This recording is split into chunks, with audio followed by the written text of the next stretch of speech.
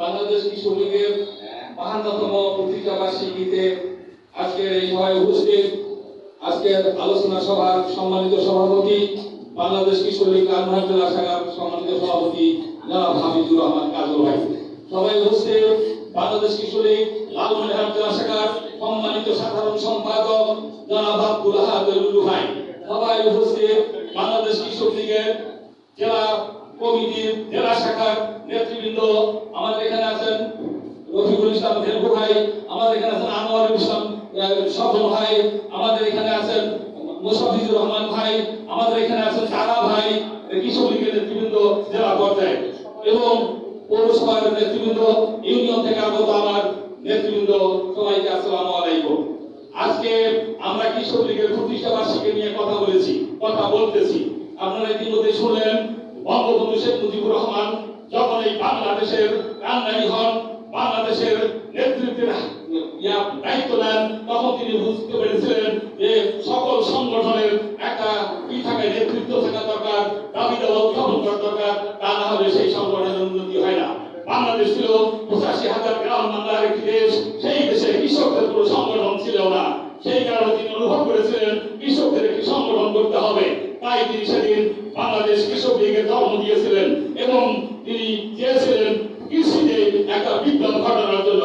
তিনি জীবিত থাকাকালীন তিনি সেটা করেছিলেন, কিন্তু অতীব দুঃখের বিষয় আন্তর্জাতিক চক্রান্তকারীদের কারণে তিনি 1975 সালের 15 আগস্ট সপরিবারে নিহত হওয়ার পর তার সেই কৃষক বিপ্লব ভেস্তে যায়।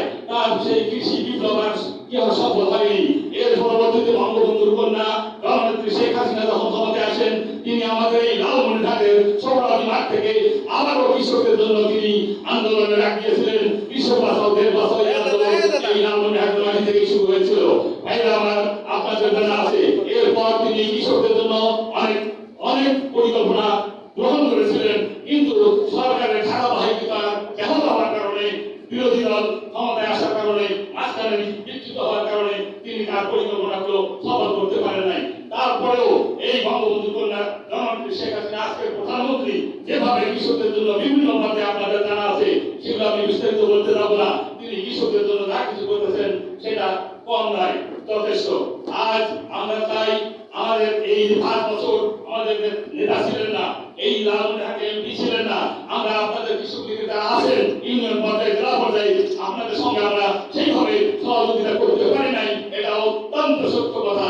এবারে আমরা আশা করি যেহেতু আমাদের দলীয় নেতা এমপি হচ্ছেন, আমরা আগামী দিনে আপনাদের দায় দাবি চাওয়া ওই এমপির মাধ্যমে আদায় করে আমাদের সংগঠনকে আমরা গতিশীল করবো। আমরা আপনাদের কাছে সেই আশা এবং সহযোগিতা কামনা করি। ভাইরা আমার, আপনারা জানেন আমি এই সদর থানা বাইটা ইউনিয়নে আমাদের কমিটিগুলো কিন্তু কিছুদিনের পরে সভাপতি, সাধারণ সম্পাদক নির্ধারণ করা হয়ে আছে, প্রায় সব ইউনিয়নেই হয়ে আছে, দু একটা বাদে। আমি চাচ্ছি আপনারা ওয়ার্ডগুলো কমিটিগুলো সম্পূর্ণ করে আপনারা একটা সম্মেলনে ডাক দিয়ে এই পূর্ণাঙ্গ কমিটিটা গঠন করে আমাদের কাছ থেকে ইউনিয়নের কাগজগুলো জমা নেন এবং আমরা সেইভাবে আপনাদের পাশে দাঁড়াবো। এটা আমার দাবি। এটা আপনারা এখানে সবাই আছেন, আমি দ্রুত চাচ্ছি আপনারা এই কমিটিগুলো করে ফেলেন।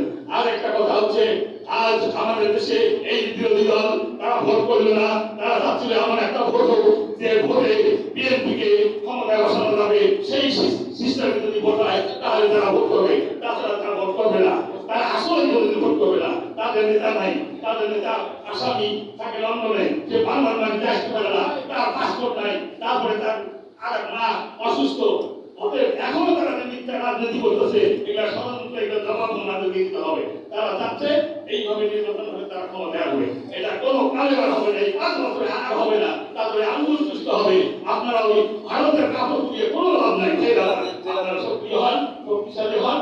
আমি আশা করি আমাদের এই কমিটিগুলো যাতে আমার সেক্রেটারি বলেছে, আমরা দ্রুত এই সম্মেলনটা করতে চাচ্ছি।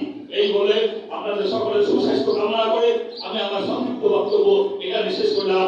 জয় বাংলা, জয় বঙ্গবন্ধু, জয় বাংলা।